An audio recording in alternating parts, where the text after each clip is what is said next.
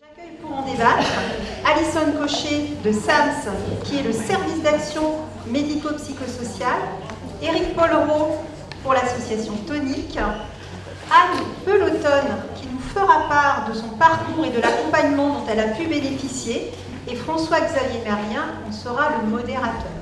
Je vous laisse le micro. Je vais peut-être démarrer. Je vais dire quelques mots. Merci de m'avoir donné la parole. Donc, aujourd'hui, je vais me contenter d'animer ce débat qui va essayer de réfléchir sur les moyens que le département se donne sur la question de l'insertion. Donc, comme vous l'avez dit, nous avons trois présentations. Présentation de Madame Cochet, Sam, je ne sais pas si c'est comme ça qu'on prononce, voilà, et de Monsieur Pollereau pour Tonique, et enfin un témoignage de Madame Anne Peloton. Donc ce que je vous propose pour démarrer, puisque ces sigles ne vous parlent pas nécessairement, je vais donner la parole pendant quelques minutes d'abord à Madame Cochet et à Monsieur Pollereau pour présenter leur organisation et nous dire finalement quelles sont ses fonctions, quels sont ses buts, etc. Après, nous donnerons peut-être la parole à Madame Peloton pour nous donner son témoignage. Puis ensuite, nous reviendrons sur le débat autour de l'efficacité ou l'efficience des actions qui sont menées à la fois du côté de l'action psychologique, on parlait comme ça, et de l'action d'insertion par le travail d'autre part. Voilà, donc je vais donner tout de suite la parole à Madame Cochet pour qu'elle nous explique ce que c'est que SAMS, quels sont ses objectifs et peut-être ses résultats.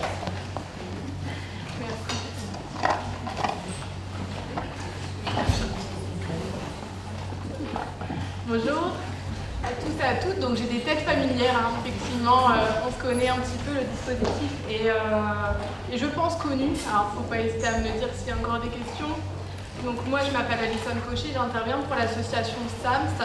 Donc le SAMS c'est une association qui est présente sur plusieurs départements. Donc on est une équipe de psychologues diplômés. Moi personnellement je suis psychologue du travail. Pour la petite histoire, très rapidement, ça va me permettre d'amorcer pourquoi je suis là aujourd'hui. On se met un petit peu en off, ça me semble important d'être authentique avec vous aujourd'hui. Je ne suis pas originaire du département de Lyon, donc je suis venue essentiellement, et vous allez le comprendre, pas que, mais pour le travail, c'est-à-dire pour l'intervention aujourd'hui que je vais faire, pour vous la présenter, vous allez comprendre pourquoi c'est important pour moi que je me la présente devant vous aujourd'hui, et d'expliquer ce qu'on peut faire tous ensemble et ce qu'on fait déjà. Les résultats, alors certes, ils ne sont pas toujours visibles, et c'est la difficulté de notre intervention auprès de l'humain. On y reviendra, mais concrètement, voilà. Je travaille pour les bénéficiaires du RSA et pour vous aussi, les intervenants du social, bien sûr, dans ce qu'on appelle la levée des freins psychologiques à l'emploi, entre guillemets, parce qu'on va y revenir tout à l'heure. C'est un sujet d'intervention qui est, et on a pu le comprendre avec ce matin, extrêmement difficile à faire. Voilà. Est-ce que ça va? C'est dans les temps? Oui, vous êtes parfaitement dans le temps. Très rapide. Voilà, une première présentation. Est-ce que vous pouvez me dire qu'est-ce que ça veut dire SAMS? Mettez une colle, sincèrement, on me l'a déjà demandé. Alors, service d'action médico-psychologique. Ah, voilà. Voilà, c'est parce qu'on me l'a dit il y a quelques minutes dans le démarrage. Voilà. Bon, ben, c'est parfait. Donc, nous passons la parole à Monsieur Pollereau pour Tonique. Oui, une petite présentation. On va démarrer le vrai débat tout à l'heure. On vous situe. Voilà, donc Éric Pollereau, mais je connais beaucoup de monde là dans la salle. Je représente l'association Tonique, qui est l'association départementale des 12 chantiers d'insertion qui existent dans Lyon. Notre département est bien loti. Alors pas dans tous les territoires tout à fait, on y travaille, voilà, il y a une offre de travail et d'accompagnement de gens précaires, de gens loin de l'emploi, une grande partie de gens du RSA, au moins 50% des publics qui sont embauchés dans les chantiers d'insertion sont issus du RSA et ont donc un accompagnement avant et on travaille, je vois plusieurs collègues avec qui qui sont les prescripteurs de nos chantiers. Voilà, je vais décrire un petit peu plus tard le détail. C'est un petit peu difficile de parler cet après-midi après ce qu'on a entendu ce matin. Je pense qu'on ressent un peu tous les mêmes choses. Ce matin, après vos 2 heures, Monsieur Mérien, on était au cœur de notre public et au cœur de notre quotidien.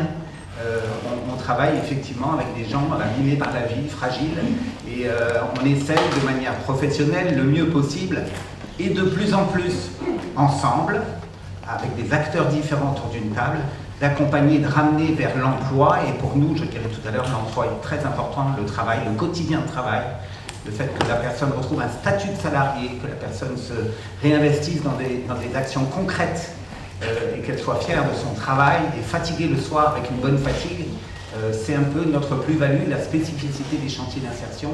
Et ça vient bien en parallèle d'un accompagnement que les spécialistes que vous êtes dans la salle pouvaient apporter sur le logement, la santé et tous les freins à l'emploi.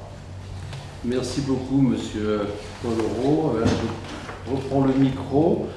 Donc, on a pensé dans cet atelier que ce serait intéressant d'avoir le témoignage d'une personne qui a connu le RSA et qui aujourd'hui s'est insérée dans l'activité professionnelle. Donc, Madame Anne Pelleton a accepté de venir témoigner. Donc, nous allons lui donner la parole pour qu'elle nous explique un petit peu sa trajectoire et son parcours en termes très simples et en quelques minutes. Merci en tout cas de ce témoignage. Bonjour. Bon, je me présente plus, moi je connais personne quasiment. Voilà, alors mon parcours, pour démarrer, j'ai démarré avec un BEP de secrétariat quand je suis sortie du lycée, que je n'ai pas utilisé. Je me suis mariée très jeune, j'ai eu 3 enfants que j'ai élevés pendant 20 ans. Et après, j'ai divorcé, mes enfants sont devenus grands, je me suis occupée aussi de ma maman pendant 10 ans. Et je me suis retrouvée au RSA, toute seule, avec mes enfants, et je ne pouvais même pas retrouver du travail, je vais le dire concrètement. Et il s'est avéré que mes enfants ils sont retournés vivre chez leur papa. Il ne me restait plus que mon fils à la maison, qui avait 13 ans, qui était très autonome, donc là, et ma maman est partie en EHPAD. Donc j'ai pu retrouver du travail. Et mon assistante sociale m'a proposé de participer à un atelier pour l'insertion des femmes dans la région sur des métiers en tension. Et au cours de cet atelier, on a rencontré des professionnels sur les métiers de l'aide à la personne, du transport, de l'industrie et aussi au niveau des supermarchés, du commercial. Et on a fait des stages. Donc pendant une semaine, on a rencontré les personnes, on a aussi fait du travail un peu sur nous pour savoir où on en était un petit peu dans notre vie, et pour se revaloriser, parce que on se retrouve à un moment donné, en fait, on est au RSA, on n'a rien, et on se retrouve à se dire qu'on est bon à rien. Excusez-moi. Et à un moment donné, ces gens, ils m'ont aidé. Ça n'a pas duré longtemps. Bon, après l'industrie, moi c'est l'industrie qui m'a botté, ça m'a plu. On a fait des stages de 2 jours dans chaque secteur. Et dans chaque secteur, moi personnellement, alors après c'est juste moi, personnellement j'ai décidé de m'investir à fond pendant ces 2 jours. Et je peux vous dire qu'à la fin de ces 2 jours, dans chaque secteur, j'étais embauchable. Et je suis ressortie de ça, juste avec ça, c'était vraiment un grand pas, quoi. Le problème qu'il y a, c'est qu'il faut accepter, j'ai dû accepter, pendant cette semaine-là, d'aller en bus le matin, à 6h du matin, et d'attendre jusqu'à 8h30 que les portes des bureaux ouvrent pour faire cet atelier. De finir l'atelier à 4h de l'après-midi et d'attendre 6h30 du soir de rentrer chez moi avec ce même bus. Parce qu'il n'y a pas de transport. Après, pour aller au stage, on s'est arrangé pour faire les stages près de chez moi. Sinon, je n'aurais pas pu y aller. Ça va que j'habite à Saint-Fargeau. Ça va qu'à Saint-Fargeau, il y a tout pour faire les stages. Sinon, je n'aurais pas pu les faire parce que pas de transport. Après, j'ai passé les tests pour faire une formation en usinage. Et j'ai réussi les tests. J'ai fait la formation pendant 7 mois en venant tous les matins avec le bus, 2 bus le matin, 2 bus le soir. Mon fils était obligé de se débrouiller pour ses devoirs et le reste parce que moi j'avais les miens. C'était très dur, c'était compliqué à la maison parce que personne n'y a cru. Hein. J'ai fait une formation où personne n'y a cru, il n'y a que moi qui ai cru. Et j'ai réussi. Et à cette heure-ci, depuis 1 an et demi, je suis en CDI. Et j'ai même déjà eu des augmentations.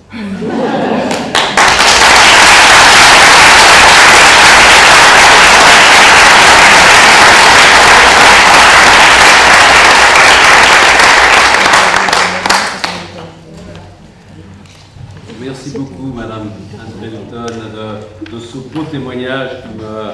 Excusez-moi, je mets mes lunettes, sinon je ne vois plus rien.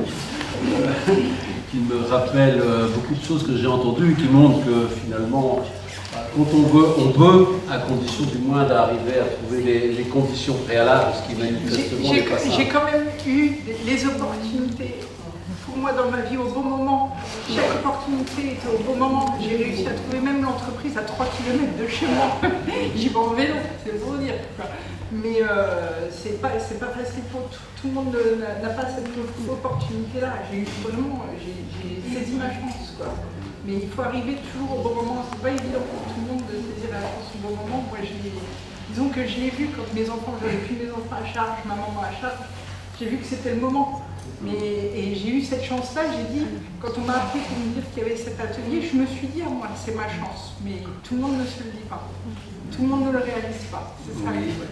Merci. Donc il faut à la fois la volonté, l'opportunité et des conditions autour qui permettent de la réalisation. Donc je vous remercie, ce témoignage est très intéressant pour nous. Donc maintenant nous allons nous tourner vers les 2 organisations qui se sont présentées tout à l'heure pour essayer de leur demander finalement quels sont les constats qu'ils tirent de leur pratique. Donc la première question que je voulais leur poser, donc à la fois à Madame Alison Cochet du point de vue du soutien psychologique, plus exactement, comment est-ce qu'on peut lever les freins à l'emploi par l'usage de la psychologie. Et puis après, nous passerons la parole sur le même thème, hein, quels sont l'intérêt de ce type d'action, quels sont les points forts. Nous posons la parole à M. Éric Pollereau pour les actions d'insertion, les chantiers d'insertion. Voilà, alors Madame Cochet, c'est à vous. Merci. Alors sur cette première question, par rapport aux points forts de nos interventions, je vais faire une petite présentation. J'interviens donc au plus près de chaque bénéficiaire du RSA. La voie d'entrée, donc effectivement, c'est les bénéficiaires du RSA. Je les accompagne sur 8 rendez-vous.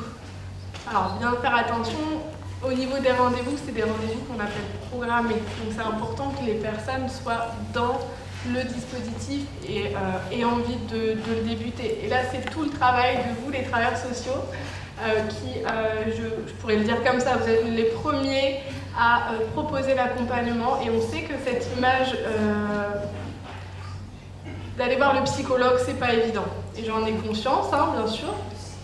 Donc vous œuvrez au quotidien pour me faire ce qu'on appelle des prescriptions. Donc c'est grâce à vous si les personnes peuvent bénéficier bien sûr de l'accompagnement. Donc la petite, je voulais vous féliciter parce que les prescriptions depuis bientôt 1 an sur les territoires sont très, je peux l'observer, sont très de qualité. Voilà, je pourrais le dire comme ça. Vous cernez très très bien les problématiques des personnes et vous arrivez à les mettre en confiance, en tout cas pour tendre ensuite vers nous, les psychologues de l'association.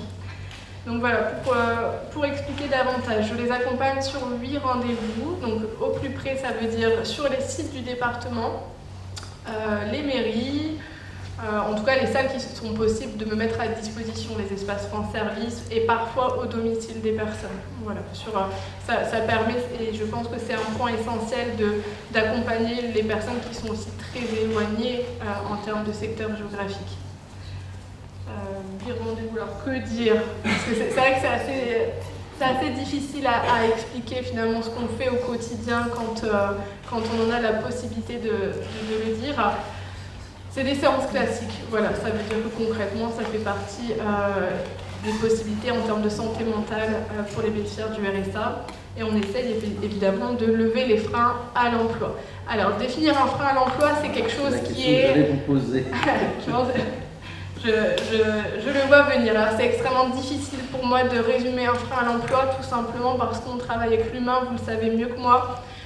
Les problématiques sont diverses et variées. Je peux dire que on va de tout ce qui est imaginable. D'accord, ça veut dire, on sait que la frontière vie privée et vie professionnelle, elle est très très mince. Donc bien sûr, nous on va travailler sur la levée, ces freins à l'emploi. L'idée c'est de rentrer en dynamique à l'emploi, mais les personnes en règle générale vont évoquer la vie privée, forcément. Donc c'est tout ce qu'on peut penser en termes de difficultés. Voilà. Je ne vais pas forcément statuer sur des difficultés, des cas concrets, parce que tout simplement... Excusez-moi, je peux me permettre. Au niveau des freins, moi je peux vous dire qu'au niveau des freins, il y a les enfants. Parce qu'on a beau dire qu'on peut travailler avec les enfants, ça demande énormément de temps et d'investissement. Et que c'est pas toujours évident, quand on est dans la démarche de chercher un travail ou d'apprendre un travail, de s'occuper des enfants à côté. Les parents aussi, parce que quand il faut s'occuper de ses parents, c'est pas évident non plus. Et il y a tout ce côté, c'est quand on n'a pas travaillé depuis très longtemps ou qu'on n'a jamais travaillé, de ne pas savoir ce qu'on est capable de faire, de ne pas du tout savoir. Et on peut faire 10 000 tests et des choses comme ça. Les tests, ils vont dire oh, bah, vous pouvez travailler dans tel ou tel secteur. Nous, on ne se rend pas compte du tout. On n'est absolument pas amené à ça. Et aller faire des stages ou des choses comme ça, c'est bien, mais il faut les possibilités financières, parce qu'il faut dépenser de l'argent pour l'essence, même le bus, des choses comme ça, et quand on est ça, on les a pas. Excusez-moi. Non, mais c'est très très pertinent, effectivement. Les difficultés, voilà, on arrive à les cerner. Voilà. Et puis on a eu l'enquête, effectivement, M. Marien, donc on a eu vraiment une bonne présentation de ce que peut être un frein à l'emploi. Alors après, moi, dans la pratique en tant que psychologue, aujourd'hui, je ne pourrais pas statuer vraiment devant vous sur des cas précis, parce que tout simplement, c'est le respect des personnes, la déontologie m'interdirait, et c'est essentiel pour moi de la respecter aujourd'hui sur des cas concrets. Mais après, effectivement, en termes de parcours de vie, c'est tout ce qui peut se passer. Donc c'est le motif d'orientation des bénéficiaires, enfin, pour que je rencontre plutôt les bénéficiaires du RSA. Après, le point fort de notre intervention, je dirais, enfin, de notre méthodologie, c'est vraiment, on peut recevoir tout le monde. Des fois, c'est les questions qui me sont posées. Qu'est-ce qu'un frein à l'emploi? Est-ce que je peux t'orienter telle ou telle personne? Moi, je ne vais pas refuser. Voilà. Concrètement, c'est des personnes, tant qu'elles sont volontaires et qu'elles arrivent à identifier des difficultés à l'emploi, ou une certaine forme de souffrance, de mal-être, et qu'elles ont envie de bénéficier d'un accompagnement, c'est possible en tout cas avec nous. Voilà. Donc en termes de points forts, voilà, je me répète, mais la mobilité, le fait bien sûr de consulter des professionnels qui sont diplômés, ça c'est important de refaire un petit point là-dessus. Donc ça veut dire que pendant les séances, je garantis bien sûr la confidentialité des données, et c'est surtout un espace de parole libre qu'on a ensemble avec le bénéficiaire sur un temps régulier, c'est-à-dire qu'on peut se voir tous les 15 jours. Donc ça c'est quand même un suivi. Alors lui, le suivi, des fois on peut me dire, et là j'anticipe un petit peu sur la question suivante, sur les limites de l'action, on va me dire c'est 8 rendez-vous. Alors, vous n'allez pas trop là-dessus, je voulais vous poser des questions après, mais peut-être on va rester dans les points forts avec M. Paul Roux. Oui, ça marche, merci. On fait comme ça. Merci. Ok. Donc, juste une description des chantiers d'insertion, parce que vous devez les connaître. D'ailleurs, il y a une petite plaquette qui existe sur le premier rang. Et ce qu'on me demande souvent, vous avez les coordonnées des 12 dirigeants des 12 chantiers d'insertion de Lyon, qui est également en photocopie. Là-devant. Voilà, nous, notre travail, il intervient en 2 temps. On a 2 piliers dans un chantier d'insertion. Alors, c'est une manière de présenter, il y a plusieurs manières de présenter. La première chose, c'est la remise au travail, et on sait que c'est important. Les chantiers développent des activités économiques diverses dans Lyon. L'idée n'est pas d'être une école et de former sur un métier précis. L'idée est de remettre la personne dans une réalité professionnelle. Et donc on a une gamme assez large d'activités développées. L'idée est aussi de travailler les gestes techniques transférables. Quand on travaille à préparer une commande de légumes, demain on préparerait une commande dans un chantier de sens dans une entreprise lambda. Voilà, tous les gestes techniques transférables. Alors, le fait de retrouver un travail, d'arriver, de signer un contrat de travail, juste pour mettre en perspective, autrefois on signait un CES. Le CES c'était un sous-contrat, si je peux me permettre. On ne cotisait pas pour la retraite. Aujourd'hui c'est un vrai contrat de travail, c'est un CDD. Insertion, ça veut dire qu'il est financé par l'État et le département. Mais c'est un CDD. Nous sommes tous salariés, moi permanent et des personnes en transition professionnelle dans la structure. On cotise dans le même OPCO. Voilà, c'est donc des entreprises, enfin des associations d'insertion, mais qui ont un fonctionnement d'entreprise. Et les salariés ont un vrai statut. Les salariés ont un statut de salarié. Je les appelle des salariés. Voilà. On travaille bien sûr, dans un premier temps, tout ce qui va avec le travail, la ponctualité, de travailler en équipe, rendre compte de son travail, prendre des initiatives, apprendre de nouveaux gestes techniques et bien sûr retrouver un salaire permet d'améliorer ses revenus. À 32 heures dans la structure que je dirige, la personne gagne 1 250 €. Si elle était au RSA, elle améliore réellement ses revenus. Voilà. Avec tout ce qui va avec bien sûr, gérer un acompte si on a besoin d'un acompte, le demander à son patron, son employeur, gérer ses congés payés, on a droit à des congés, donc on reprend des vacances, ou en tout cas on reprend du temps pour soi en vacances qui n'est pas du temps de travail. Et donc on redevient, comme vous et moi, un salarié. Dans les structures d'insertion, le travail est réalisé par les encadrants techniques. Dans ma structure, il y en a 7, on est 10 permanents, 3 sur l'accompagnement et l'administratif et 7 encadrants techniques. C'est l'essentiel d'un chantier d'insertion. Ce sont donc des personnes qui remettent, qui accueillent, qui forment aux gestes techniques et qui font vivre, qui managent dans une réalité professionnelle un quotidien.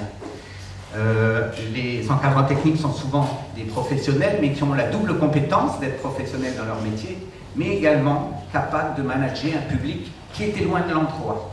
Mais pour certains, ils sont proches de l'emploi. Il y a des gens qui arrivent, ils ont bossé, ils ont des gestes, ils ont travaillé 20 ans dans une entreprise, ils sont même tout contents de venir montrer ce qu'ils savent faire. Et à côté, il y a des gens, effectivement, qui ont perdu ou qui n'ont jamais travaillé, ou qui viennent d'une autre réalité, d'un autre pays. Et donc, il y a cette dynamique de gens très différents ensemble, qui n'est pas facile pour les encadrants techniques.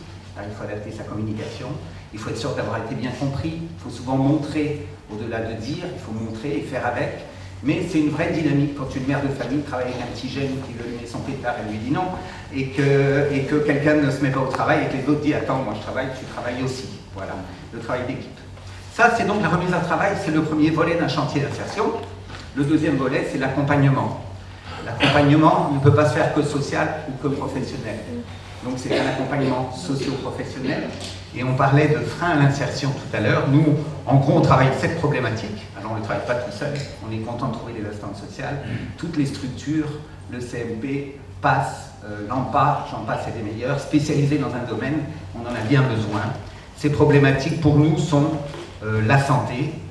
Beaucoup de gens ont des problèmes de santé, bien sûr, liés à la précarité, ou liés à la dépendance, ou liés à des mauvaises habitudes. Le logement, et dans le Sénonais, en tout cas, on a de la chance. Quand on a un contrat de travail, on retrouve facilement un logement, beaucoup plus que dans d'autres territoires. On est à côté de la Seine-et-Marne, je peux dire que là-haut c'est compliqué. La mobilité, bien sûr, alors là, il y a un vrai sujet. Et je sais que le département est sensible à ce sujet. On a besoin de mobilité, on a besoin d'outils de transport. Vous l'avez évoqué, madame, c'est un sujet important. La langue française, ou l'écriture du français, on parlait des populations de gens du voyage qui n'écrivent pas ou qui lisent pas beaucoup, ils ont plein de stratégies pour contourner bien sûr, et ils s'en sortent plutôt pas mal. Mais si on peut en plus mettre des heures de travail, et depuis peu, parce qu'on avait fait remonter il y a plus d'une année qu'on n'arrivait pas à financer des heures de français en complément du contrat. Et maintenant, notre OPCO, Uniformation, l'OPCO, donc l'organisme collecteur des fonds formation de l'ensemble des chantiers d'insertion, accepte de financer, avec des sommes importantes, 6 000 € par personne, des heures de langue française. Nous en avons eu 5 dans ma structure l'année dernière, et on sait que c'est très important de maîtriser au moins le minimum du français pour rentrer dans une entreprise. Autre problématique rencontrée, donc les démarches administratives. Alors, je dirais que pratiquement tous nos salariés, à un moment ou à un autre, butent, mais comme vous et moi, sur une démarche administrative. Et puis, dernier point, alors c'est pas systématique, mais certains chantiers accueillent des gens sous main de justice. Donc on a cette spécialité-là, qui sont des citoyens de Lyon qui ont besoin de retrouver du boulot aussi, même s'ils ont eu une case un peu compliquée et particulière. Ils ont, comme les autres, besoin d'accompagnement, de reprendre confiance. Voilà, ça c'est l'accompagnement social. Et puis, pour finir, l'accompagnement professionnel. Dans le cadre d'un chantier d'insertion, on travaille bien sûr dans le chantier, mais il y a un début, un milieu et une fin du contrat. Et donc, dans un premier temps, on accueille, on débrouille pas mal pour accueillir. Ensuite, on essaye d'accompagner, de résoudre les problématiques sociales et de commencer à imaginer un projet professionnel. Et puis ensuite, c'est la fin du contrat qui arrive. Et il faut accepter que ça se termine, de passer à une autre réalité et que la personne fasse des démarches en autonomie. Et c'est là que je pense qu'on a un grand travail à faire dans les mois et dans les années qui viennent et qu'il faut qu'on travaille ensemble. Je pense que c'est un sujet important, on en discute souvent. Comment la personne retrouve son autonomie et va chercher, va se présenter, refait son CV et a assez de confiance en elle pour se présenter au regard d'un employeur. Et ça, on sait que c'est pas facile. Voilà. Donc, dans le cadre du contrat, on fait des entretiens réguliers, on oriente vers les dispositifs adaptés, on peut faire des périodes d'immersion. Dans ma structure, on en a fait 16 l'année dernière. La personne, pendant une semaine ou deux, elle est salariée du chantier, mais elle va s'immerger une semaine ou deux dans une entreprise. Découvrir un métier, être sous le regard de notre entreprise, éventuellement se positionner sur une offre s'il y en a une. Donc c'est un outil de France Travail qui est un outil très efficace. S'il est un petit peu accompagné, si la personne est un peu accompagnée quand même et que l'entreprise accueille de manière un peu bienveillante la personne qui est là pour 15 jours et qui découvre un métier. Voilà, on ne travaille pas tout seul bien sûr dans un chantier, je vois mes collègues de Coalia, du conseil départemental de France Travail, on a besoin de prescription, on a besoin que vous nous envoyiez des personnes. Alors c'est un peu paradoxal, mais certains chantiers n'étaient pas complètement pleins les 2-3 dernières années, surtout dans le rural, parce que la mobilité reste un problème important. Je sais que Mobileco a des gens du Jouvigny vers Toussy, je sais qu'il y a des essais comme ça, mais certains chantiers ont du mal à remplir, d'autres chantiers arrivent sans difficulté. Un dernier petit point, parce que vous êtes prescripteur, on ne peut pas non plus embaucher tout le monde. C'est une vraie difficulté. Je voulais aborder ce deuxième point après. Donc je peux m'arrêter là. Juste une petite conclusion sur les chantiers. Nos difficultés, parce qu'il nous reste des difficultés, c'est la représentation de la valeur du travail. Nos salariés ne voient pas, en tout cas ça bouge, on l'a évoqué ce matin, beaucoup de choses ont été dites ce matin. Effectivement, moi je suis d'une génération où si on arrivait à trouver un CDI, on était tranquille. On avait réussi quelque chose et on était effectivement sécurisé. Notre salaire, notre métier n'était pas remis en cause. Aujourd'hui, ce n'est plus du tout ça dans l'esprit des gens. On a parlé du zapping ce matin, on a parlé aussi d'une notion qui me touche particulièrement, que quand on arrive sur un emploi dans une entreprise, quelqu'un qui n'a pas de diplôme et qui a peu d'expérience n'a pas de perspective d'évolution dans l'entreprise. Elle reste manutentionnaire pendant 20 ans. Et ça dépend. Ça dépend des choix qu'on fait et de ce qu'on arrive à obtenir. C'est ça. Après, ça dépend beaucoup de la personne, ça dépend aussi du métier, de l'entreprise.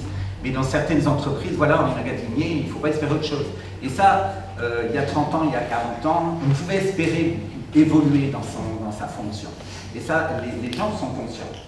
Et c'est quelque chose d'un peu désespérant pour les personnes, parce que c'est un petit peu dur. Voilà, ça c'est quelque chose que je voulais dire, même s'il n'y a pas de sous-métier, et que nous, dans l'agricole, on est dans des choses simples. Malgré ce contexte difficile du matin, et je vais conclure, on a des bons parcours, on a de très beaux parcours.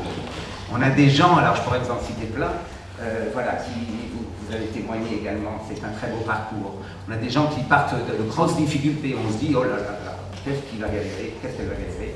Et assez vite, par des fois un aliment de planète, ou parce que la personne fait des bonnes rencontres, un bon accompagnement, un bon compagnon, un bon je ne sais quoi, une bonne rencontre, la personne arrive à évoluer et à sortir de sa précarité et à retrouver une vie classique. Voilà, je vous remercie. Merci beaucoup, Monsieur Pollereau. Alors, normalement, on devait passer tout de suite à la deuxième partie, qui était, effectivement, après avoir vu comment fonctionnait le dispositif et quels sont les avantages attendus, passer un petit peu aux limites de ces actions. Mais peut-être après cette première partie, est-ce que peut-être avez-vous des questions à vous poser directement à Madame Cochet, Monsieur Pollereau? Est-ce qu'il y en a qui voudraient poser des questions tout de suite? Oui, là-bas. Ce matin, je viens de la poser. Oui. Je pense que c'est mieux qu'on fasse ça.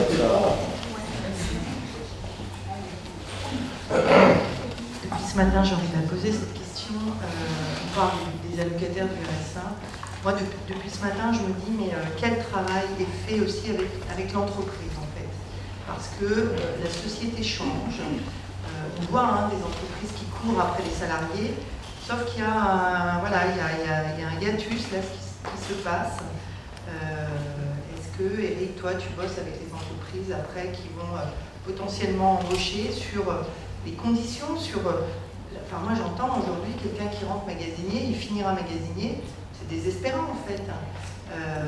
Donc quel travail, et est-ce que France Travail a ça dans ses petites nota bene du bas, article 22, page 3712, sur ce travail avec l'entreprise, parce que notre société change. Et les allocataires du RSA, voilà. Par exemple, on a des témoignages de personnes qui... Essayez d'être courte, parce que sinon... Essayez d'être courte. Et donc c'est parce que je gère le temps. Oui, écoutez. Non, mais c'est... Je crois qu'on a compris votre question, non? Je suis taillée là. J'avais un autre truc, et je ne le dirai pas. Est-ce que quelqu'un veut poser une deuxième question? On en prend plusieurs dans cela. C'est une réponse, mais... Ah oui, c'est une réponse. Ah mais oui. Pourquoi pas une réponse? On travaille dans la... Oui, on peut prolonger comme ça, c'est bien. Oh, mais je prends encore plus de temps que madame. Allez-y, c'est parfait. Court et synthétique, je ne sais pas trop faire, mais on va essayer. Alors, c'est vrai, ça a été dit, et Madame l'a dit aussi tout à l'heure, on travaille surtout sur le développement des compétences. Le Conseil régional finance aussi des compétences. Si je peux témoigner, il y a quand même des centres de formation qui proposent des diplômes qualifiants qui vont jusqu'au bac pro, ils vont au BTS, on a toutes les représentations en alternance. Et le travail que nous avons à faire, effectivement, c'est de valoriser surtout aussi le retour à la compétence. Et Madame l'a dit, il a fallu qu'elle découvre, qu'elle soit accompagnée, et qu'elle découvre un métier. Elle a fait une formation, et tout d'un coup, parce qu'elle a des compétences qui sont recherchées sur le territoire, eh bien, elle a obtenu et un poste et des augmentations. Ça prouve que ça marche.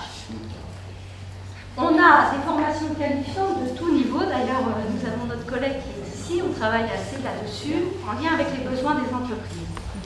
Nous avons tous une responsabilité locale pour permettre aux personnes, que ce soit n'importe quelle structure ou personnel, d'orienter les personnes en recherche d'emploi non qualifiées dans les secteurs qui recrutent en local si ces personnes ne sont pas mobiles et ne peuvent pas se déplacer. La mobilité est un sujet. Ça, c'est un sujet, il faudra qu'on travaille ensemble, je pense, pour qu'ils puissent accéder à ces formations. Parce que toutes les formations techniques ne peuvent pas se délocaliser dans tous les cantons, c'est pas possible.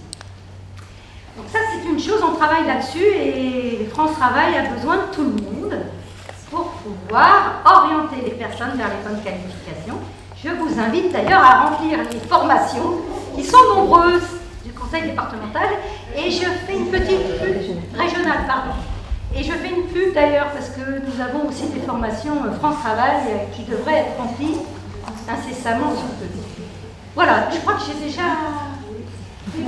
Merci. Je crois qu'il y avait une autre personne qui voulait poser une question, madame. Moi, j'interviens en termes de détention de Joux-la-Ville. Essayez de parler un peu plus fort, s'il vous plaît. D'accord. J'avais une question pour M. Pollereau sur du coup l'accompagnement des personnes placées sous main de justice. Comment ça se réalisent dans les faits, enfin, comment... On a plusieurs cas de figure. On a des personnes incarcérées qui peuvent aménager leur peine et qui demandent avant la fin de leur peine à bénéficier d'un contrat, parce que si elles ont un contrat et un lieu de travail, un lieu de vie, elles peuvent sortir à mi-peine ou avec un aménagement de peine. Donc on en a 4-5 par an. Les gens sortent, ils ont un bracelet le temps de la fin de la condamnation, donc pendant quelques mois, et puis à la fin, on enlève le bracelet et la personne continue sa route. On accueille des personnes en tige dans nos structures, on a plusieurs chantiers à accueillir des personnes en tige. Et puis il y a, c'est nouveau, un chantier d'insertion qui a démarré à Joux-la-Ville, qui fabrique les pains du centre de détention. Il y a 600 personnes au centre de détention de Joux-la-Ville, des hommes et des femmes. Et donc il y aura un travail en amont du centre de détention pour commencer à préparer des gens à réfléchir à leur sortie. On sait que c'est compliqué quand on est incarcéré de se projeter sur un avenir autonome. Et quand la personne sort, on imagine à l'avenir qu'on pourra avoir des passerelles entre ce centre de détention, cet ACI, ce chantier d'insertion à Joux-la-Ville, et les ACI qui sont à l'extérieur, les 11 ACI. Ce nouvel ACI, qui s'appelle SAS Formation, ils sont peut-être dans la salle, je ne sais pas, a rejoint d'ailleurs l'association Tonique. Pour info, l'association Tonique rassemble tous les chantiers d'insertion. On est tous adhérents à cette association qui permet de se connaître, de travailler ensemble, d'imaginer des partenariats. Très bien. Merci. Bah, écoutez, on va peut-être passer à la deuxième partie. On essaiera de revenir aux questions tout à l'heure. Donc, vous ne m'entendez pas là quand je parle sur le micro? Si, hein, je pense. Ça, c'est ma vieille habitude de professeur d'université. Donc la deuxième partie, on voulait l'orienter autour finalement, sur un premier point, c'est tout va bien, voilà ce qu'on fait et nos résultats sont formidables. Donc la deuxième série de questions que je voulais poser portait bien sûr plutôt sur les limites de ces actions, hein, notamment alors pour en venir à la question psychologique, est-ce que tous les publics, est-ce qu'on peut travailler avec tous les publics? Quels sont les problèmes que ça peut poser? Quelles sont les limites de vos actions? Et après, je poserai le même type de questions à M. Poilron. Madame Cochet, c'est à vous. J'avais commencé un petit peu tout à l'heure, effectivement, à aborder cette dimension. Donc, c'est vrai que ça revient régulièrement sur le fait qu'il y ait 8 rendez-vous. Alors, on est, je vais essayer de synthétiser un petit peu sur la première étape, après vous, bien sûr, pour tendre vers un parcours de soins, entre autres. Donc, ça veut dire qu'on n'est pas tout simplement un dispositif qui se base sur des thérapies sur le long terme. Voilà, on va essentiellement œuvrer sur des thérapies cognitives, des thérapies brèves avec des exercices, etc. Mais quand je dis la première étape, c'est surtout faire l'anamnèse de la personne, comprendre, je dirais, le sens de sa souffrance, essayer de venir détecter les difficultés. Et l'idée surtout, c'est par la suite d'orienter au mieux. Voilà, c'est-à-dire qu'en 8 rendez-vous, en fonction de l'histoire de vie de la personne, je ne peux pas l'accompagner, par exemple, sur un traumatisme. Voilà, 8 rendez-vous ne nous le permet pas, mais par contre, voilà, c'est la première étape pour accepter. On est sur, et vous le savez, un public en règle générale qui refuse les soins, qui sont en rupture, en isolement, voilà, où c'est extrêmement difficile de se considérer et se dire je vais tendre vers un parcours, vers quelque chose, j'ai le droit, je le mérite, je suis un être humain qui peut bénéficier des accompagnements. Donc nous on est là justement pour faire le lien et pour entamer vers quelque chose. Donc ça, voilà, premier point sur ce qu'on pourrait appeler une limite de l'intervention, mais finalement c'est tout simplement le contour de notre action. Les limites, je dirais, c'est l'aspect humain qu'on ne peut pas contrôler, fort heureusement. C'est-à-dire que si la personne n'a pas envie, ou on peut le dire franchement, la séance thérapeutique ne se met pas en place avec moi, ce qui arrive parfois, là on est confronté à un frein, c'est-à-dire que je ne vais pas forcer la personne, ce n'est pas dans un intérêt thérapeutique de faire ça, enfin en tout cas du suivi, voilà, ça passe pas, je vais faire le nécessaire, bien sûr, comme tout professionnel psychologue qui est réglementé, c'est-à-dire faire son devoir d'orientation par la suite, et là je vais compter sur la collaboration de tous les partenaires. Je vais me mettre en relation bien sûr avec tous les acteurs au niveau de la santé mentale pour essayer de faire ce relais-là. Que vous dire de plus en termes de limites? Je pense que j'ai fait à peu près le tour, sauf si vous avez des petites indications pour m'aider si jamais je dois revenir sur un point rapidement au niveau des limites. Mais voilà, par vous dire qu'on travaille on le sait, avec l'humain, donc je ne peux pas garantir la levée des freins et ce n'est pas à moi en tant que professionnel de dire je vais lever le frein à l'emploi parce qu'on sait que cette thématique est extrêmement compliquée. En tout cas, on est là pour accompagner, ça c'est sûr, et on tend vers un parcours de soins. Merci. On va peut-être passer tout de suite la parole à monsieur Paul Auro. Oui. Vous avez un micro? Oui, je Ah, crois. c'est formidable. Je peux parler fort. Je ne vous vois pas, là, c'est pour ça. C'est bon. Voilà, alors les freins qu'on rencontre, j'ai déjà un petit peu parlé de ça. C'est vrai que retrouver un travail, mais ça on l'a peut-être pas beaucoup évoqué, génère des charges nouvelles quelquefois, de transport, de garde d'enfants, d'investissement dans des vêtements adaptés à un milieu professionnel. Ça a l'air de rien, mais quelquefois c'est important. Donc ça, les contraintes du travail, cumulées au fait que le différentiel entre quelquefois le cumul des aides sociales et le SMIC, parce que vous parliez peut-être que le RSA était faible, moi je dirais que le SMIC est faible.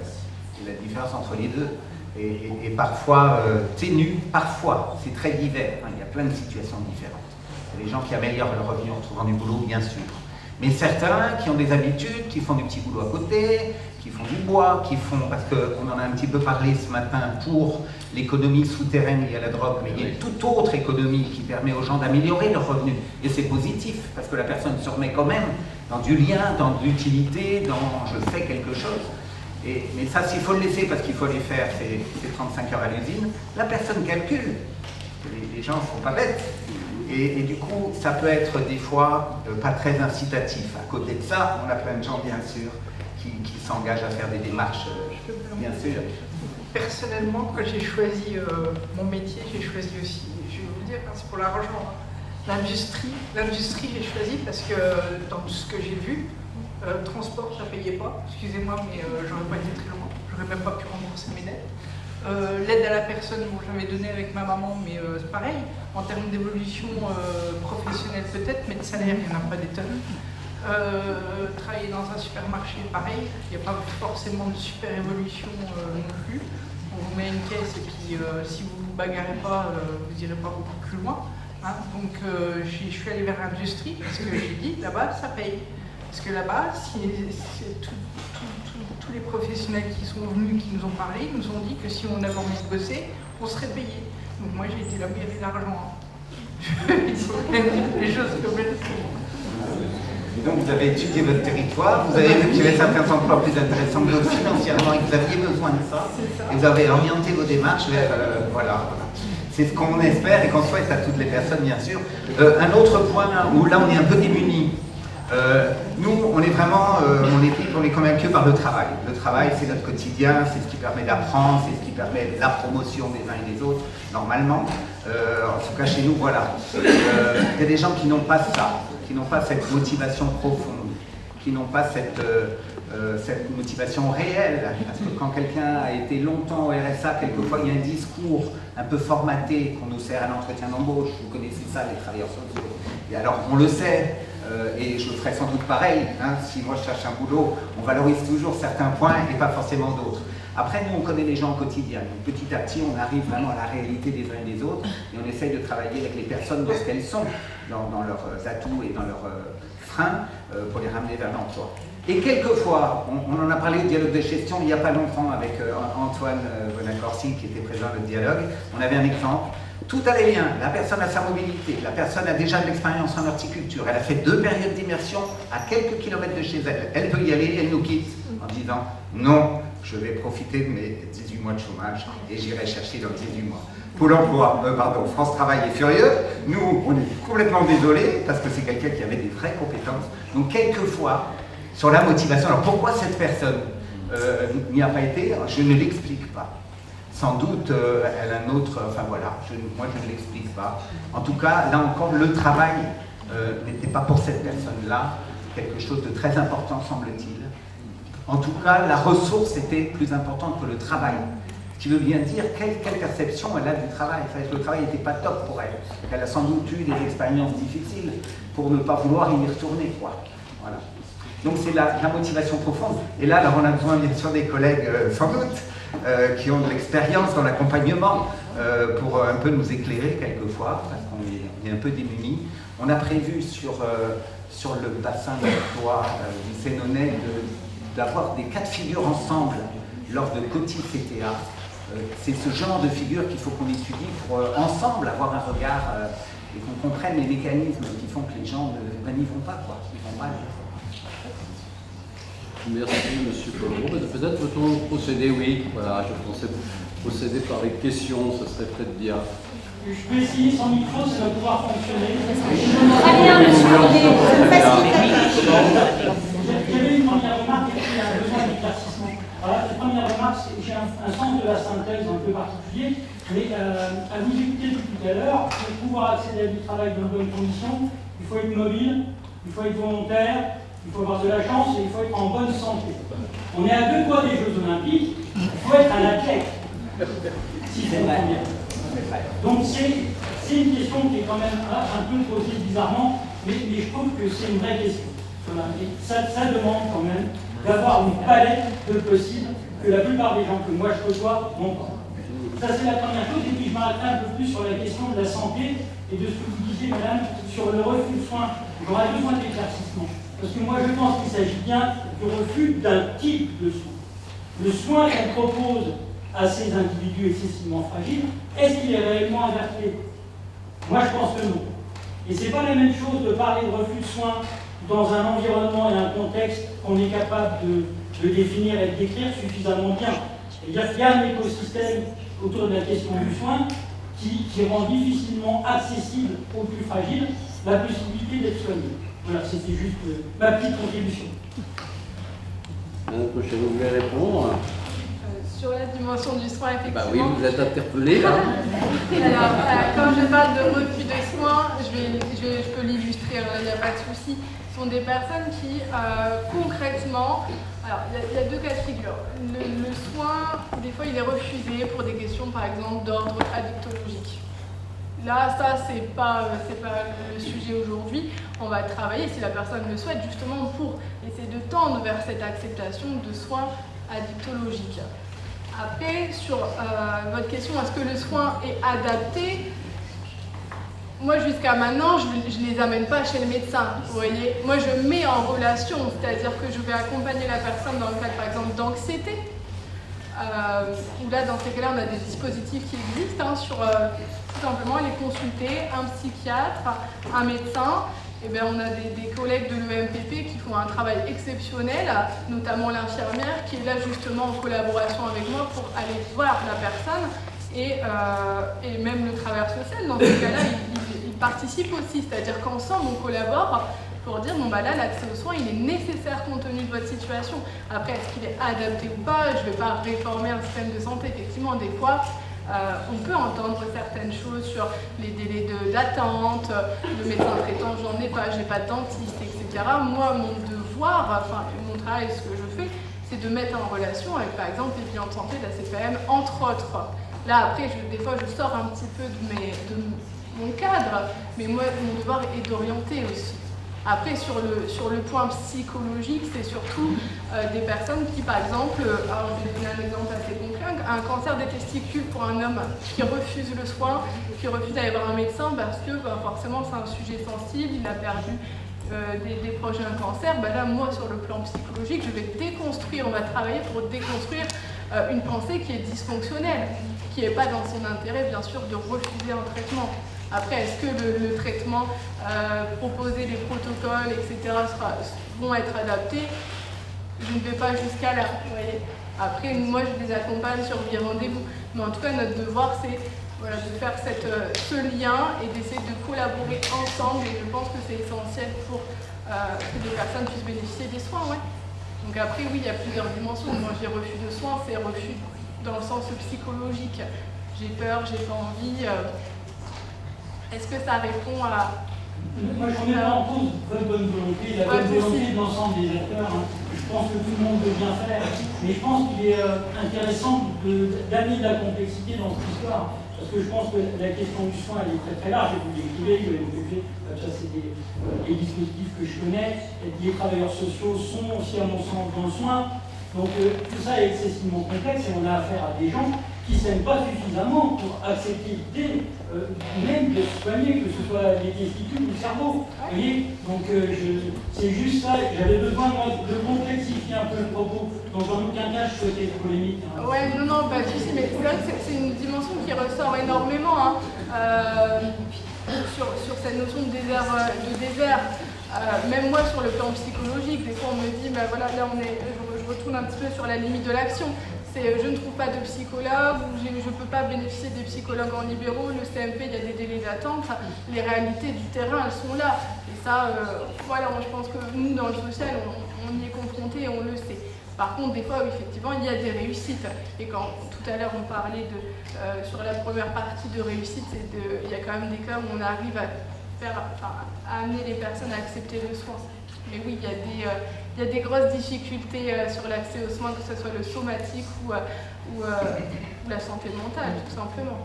Non, mais j'ai pour exemple, je ne vais pas y passer les semaines, mais j'ai pour exemple une association qui s'appelle la Romeu et les Oiseaux dans le département, dont je suis membre de la collégiale, qui travaille cette question de la santé de manière très très atypique, et ça donne des résultats plutôt intéressants. C'est une histoire trop importante pour être confié qu'il y a des médecins, il y a des soignants, et on élargit le propos et on est au plus près. Et ça produit des effets très positifs, parce qu'on s'adresse à des individus, à des citoyens, peut-être même à des sujets. Vous voyez? Et ça fait la bascule. Oui, et vous avez raison de le souligner. Il y a d'autres types de médecine, entre guillemets, qui ne sont pas forcément les médecines qu'on peut connaître, on va dire des accompagnements alternatifs. Alors moi, pour ma part, en tant que psychologue, je n'ai pas les connaissances tout simplement pour parler d'autres disciplines qui ne sont pas les miennes, qui ne sont pas la mienne. Mais oui, c'est une réalité. Merci Madame Cochet. Est-ce qu'il y a d'autres questions dans la salle, monsieur? Je ne sais pas si j'ai la prétention d'avoir la voix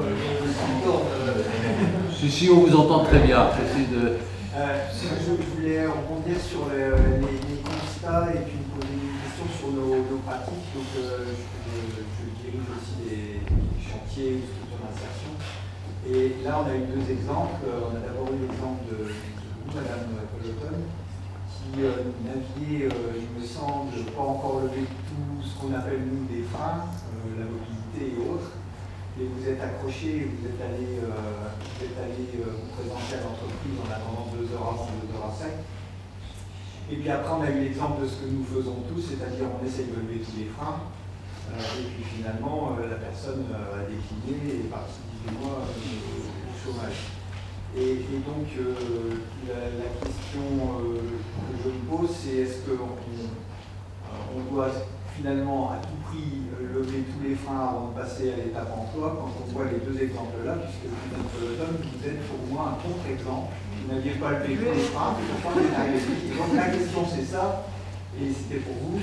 Et la deuxième, c'est est-ce que vous avez pensé à abandonner lorsque vous avez attendu pendant 2 heures en descendant du bus et le soir? Est-ce que je vais y arriver? C'est ma question. C'était passionnant ce que vous avez dit. D'accord, merci. Alors, moi, pour répondre, c'est pas compliqué au niveau des freins. Je pense, moi j'ai réussi. J'ai un compagnon qui n'y arrive pas. Il est en ASS, il a des problèmes de dos, tout ça, et il s'est tellement dévalorisé qu'il n'arrive pas à aller vers l'emploi. Il a même eu une proposition d'emploi, et il n'y arrive pas. Il a peur. Et à un moment donné, je pense que la personne, tant qu'elle ne se dit pas qu'elle est capable et qu'elle peut y arriver, quel que soit, on pourra lui démontrer 10 000 fois qu'elle peut y arriver. Si elle ne se l'imagine pas, elle n'y arrivera pas. Ça déjà, c'est la base. Et moi j'avais décidé, c'est-à-dire que moi, à un moment, je suis arrivée à un moment donné de ma vie où j'avais décidé que de toute façon, il fallait que j'avance. Hein, c'était, je vais le dire crûment, hein, je ne suis pas suicidaire, donc à un moment donné, j'avance. Donc j'ai dit j'y vais, mais tout le monde n'y arrive pas. Ah, tout le monde n'y arrive pas, j'ai eu ma descente aux enfers, on va dire à moi, et à un moment donné, on se retrouve où il n'y a plus rien, où on fait quelque chose pour qu'il y ait quelque chose après. Donc bon, là j'ai pas fini, hein. Il y a seulement de finir de payer mes dettes. Et j'essaye là de me payer un week-end. C'est pas gagné. Et alors pour vous, madame, il faut d'abord lever les peurs. Ah oui, mais carrément. Moi j'étais terrorisée, moi j'y suis allée à 6h du matin et je l'ai dit, et j'ai rencontré des personnes pendant ce temps-là, leur discours m'a plu et j'y ai cru. Mais ça a pas, on était 8 pendant cet atelier, on était 8. Sur les 8, on est 2 à y avoir cru. Et on s'est soutenus, c'est-à-dire que la dame qui y a cru aussi, elle habitait sur mon chemin. Et moi, je prenais le bus jusqu'à là où elle habitait et on finissait en voiture toutes les deux. On s'est peut-être boosté, hein, d'une certaine façon. On a peut-être, et là, à l'heure actuelle, elle a fait une formation en maintenance qu'elle a réussi. Elle n'a pas trouvé de boulot derrière, mais elle s'est accrochée. Elle s'est tellement bien accrochée qu'elle revient au pôle formation. Elle a été à un job dating, elle a fait toutes les entreprises et elle a dit « moi, je veux un contrat professionnel ». Et elle a eu son contrat pro et elle finit sa formation. Donc il n'y a pas que moi, il y a plein d'histoires. Mais les autres personnes, il y a une personne sur les 8, il y avait une jeune fille, elle n'avait pas envie, elle n'avait même pas envie de démarrer dans la vie. Il y avait une femme, elle s'occupait de ses enfants, elle voulait son RSA et c'est tout ce qu'il apportait. Elle n'avait rien à faire d'être là. Et il y en a qui ont cru 5 minutes et puis ça n'a pas marché, le déclic n'était pas là. Et s'il n'y a pas ce déclic, on va faire ce qu'on veut, ça ne marchera pas. Monsieur Paul Rowe, vous voulez ajouter un petit mot? Après, malheureusement, on va devoir arrêter parce que la deuxième table ronde, on est déjà en retard. Et je pense que... Non, c'est bon. D'accord, très bien. Juste une évidence, on accueille des gens très différents. Et par nos pratiques, on a tendance, ou par facilité, ou parce qu'on est très chargé, ah bah c'est un tel, c'est un tel, c'est un tel. Il faut toujours enlever ça et se dire qui j'ai en face de moi, vraiment. Par contre, c'est une vraie question. Est-ce qu'il faut être, parce qu'on parlait de parcours, ce matin on critiquait les notions de parcours. Est-ce qu'il faut vraiment être dans du parcours en se disant je commence par ça puis je verrai ça après, voilà. Ou est-ce qu'on se dit là, ce que la dame me dit c'est ça, je travaille d'abord ça. Et peut-être que ça va enclencher, qu'elle va prendre son autonomie et qu'elle va elle-même, ce que vous avez fait, voilà, désamorcer des freins, voilà. Ça interroge nos pratiques aussi, hein. Mais on est sans arrêt en train d'interroger nos pratiques. Moi j'avais cette réelle envie. Est-ce que quelqu'un d'autre veut poser une question peut-être plus intéressante comme ça? Je ne voudrais pas poser une question, mais peut-être une remarque sur la question Oui. de parcours. Allez-y, Est-ce que le parcours il est linéaire en fait? Est-ce que forcément il doit être linéaire? Ou est-ce qu'on a le droit de faire 3 pas en avant et un pas en arrière et à nouveau? C'est une vraie question et je ne suis pas sûre que ça soit si adapté que ça. C'est ce qu'on disait quand même ce matin, les parcours ils sont si singuliers, on l'expliquait très bien. Le déclic, on a tous à un moment donné, le droit de couler dans sa vie, quoi. Parce qu'il y a ça surtout. Mais alors on coule, mais c'est à quel moment on monte. Et chacun il est différent à ce niveau-là. Parce qu'il y en a, ils touchent le fond, ils tapent du pied et remontent, ça marche. Mais il y en a, ils restent au fond pendant un moment. Et ça, on ne peut pas savoir à quel moment la remontée elle arrive, ça dépend de chacun. Singulier, particulier. Je ne sais pas si ça répondra à vos questions, monsieur Denis, en tous les cas. La vie n'est pas un long fleuve tranquille.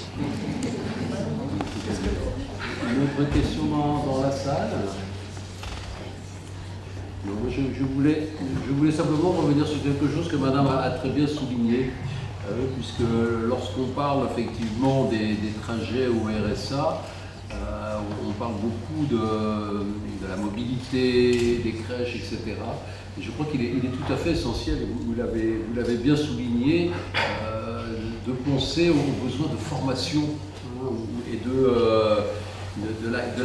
des possibilités qui existent et qui ne sont pas toujours connues, puisqu'il y a un décalage quelquefois entre la région, le département, etc. Il faut, je crois, et c'est vrai pour beaucoup de gens au RSA, de profiter de toutes les possibilités qui sont offertes aujourd'hui, de pouvoir se former, changer de profession, partir dans une autre direction, etc. etc. Et je crois que ça, c'est tout à fait important, hein, dans cette logique qui me tient beaucoup à cœur, qui est cette logique qu'avait lancée Delors il y a bien longtemps, hein, de pouvoir se reformer tout au long de la vie, quoi. Et je crois que pendant longtemps, l'une des grandes difficultés du système français, c'est que tout reposait sur la formation initiale. Vous l'avez réussi ou vous l'avez raté. Je veux dire, si vous avez raté votre parcours initial pendant très très longtemps, c'était terminé. Vous n'avez pas eu de diplôme, eh ben, à vie vous allez être manœuvre, vous allez faire des boulots sans possibilité de vous former à nouveau, de faire fonctionner votre intelligence, vos capacités, votre savoir-faire, etc. Et je crois qu'aujourd'hui, il y a des possibilités qui n'existaient pas aujourd'hui. Encore faut-il les utiliser. Ces formations régionales, en plus, autant que je me souvienne, elles sont gratuites. Elles sont gratuites, elles sont souvent pas suffisamment connues, les gens peut-être ne font pas suffisamment d'efforts, mais je crois qu'il faut savoir les valoriser. Je vais peut-être laisser la... Excusez-moi, il y a plein de métiers. Moi j'ai remarqué en faisant de l'usinage, je ne connaissais absolument rien, je ne savais même pas ce que c'était quand je l'ai découvert. Et quand j'ai commencé la formation, je vous avoue que ce que j'avais fait pendant mes ateliers, ça n'avait rien à voir et je ne savais même pas où je mettais les pieds.